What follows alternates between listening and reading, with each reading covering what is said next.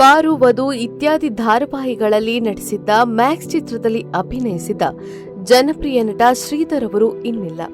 ಕಳೆದ 1 ತಿಂಗಳಿನಿಂದ ಅನಾರೋಗ್ಯದಿಂದ ಬಳಲುತ್ತಿದ್ದ ಅವರು ಖಾಸಗಿ ಆಸ್ಪತ್ರೆಯಲ್ಲಿ ಚಿಕಿತ್ಸೆ ಫಲಿಸದೆ ಮೃತಪಟ್ಟಿದ್ದಾರೆ. ಬೆಂಗಳೂರಿನ ಹೆಬ್ಬಾಳದ ಬ್ಯಾಪ್ಟಿಸ್ಟ್ ಆಸ್ಪತ್ರೆಯಲ್ಲಿ ಚಿಕಿತ್ಸೆ ಪಡೆಯುತ್ತಿದ್ದ ಅವರು 1 ತಿಂಗಳ ಹಿಂದೆ ಆರ್ಥಿಕ ಸಹಾಯಕ್ಕಾಗಿ ಮನವಿ ಮಾಡಿಕೊಂಡಿದ್ರು. ವಧು ಸೀರಿಯಲ್ನಲ್ಲಿ ನಟಿಸುತ್ತಿದ್ದ ಶ್ರೀಧರ್ ಅವರು ಏಕಾಏಕಿ ಅನಾರೋಗ್ಯಕ್ಕೀಡಾಗಿದ್ರು. ಇನ್ಫೆಕ್ಷನ್ನಿಂದ ನಟ ತೀವ್ರ ಅಸ್ವಸ್ಥರಾಗಿದ್ರು. ಹೆಬ್ಬಾಳದ ಆಸ್ಪತ್ರೆಯಲ್ಲಿ ಚಿಕಿತ್ಸೆಗಾಗಿ ಅವರನ್ನ ಸೇರಿಸಲಾಗಿತ್ತು. ಅವರ ತಾಯಿ ನೋಡಿಕೊಳ್ತಿದ್ರು.